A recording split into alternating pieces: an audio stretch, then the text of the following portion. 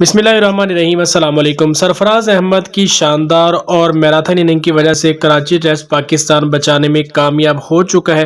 ایک موقع پر پاکستان پر شکست کی تلوار لٹک رہی تھی، لیکن جس طرح سے سعود شکیل اور سرفراز احمد نے بیٹنگ کی تو ایک موقع یہ بھی ہے کہ پاکستان میچ جیتنے کی پوزیشن میں تھا، لیکن بدقسمتی سے وکٹیں اوپر نیچے گر گئیں۔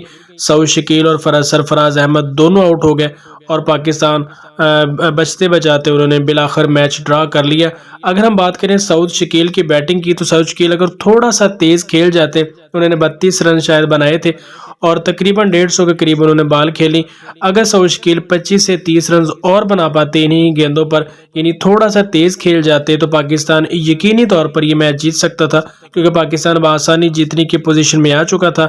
جب تک سرفراز احمد بیٹنگ کر رہے تھے، پاکستان کے جو آخری دو بیٹسمین ہیں انہوں نے بھی اچھی بیٹنگ کی اور پاکستان کو ہارنے سے بچا لیا۔ اگر پاکستان یہ میچ ہار جاتا تو انگلینڈ کے خلاف سیریز ہارنے کے بعد نیوزی لینڈ کے خلاف بھی پاکستان کو شکست سے دوچار ہونا پڑتا، لیکن یہ دونوں ٹیسٹ میچز ڈرا ہوئے ہیں اور سیریز 0-0 سے برابر رہی ہے، کوئی بھی ٹیم میچ نہیں جیت سکی۔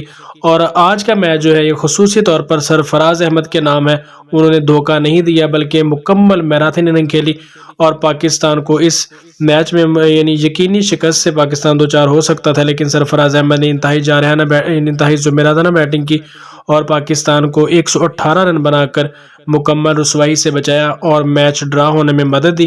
لیکن بدقسمتی سے سرفراز احمد نیوزی لینڈ کے خلاف ون ڈے سیریز میں شامل نہیں ہے۔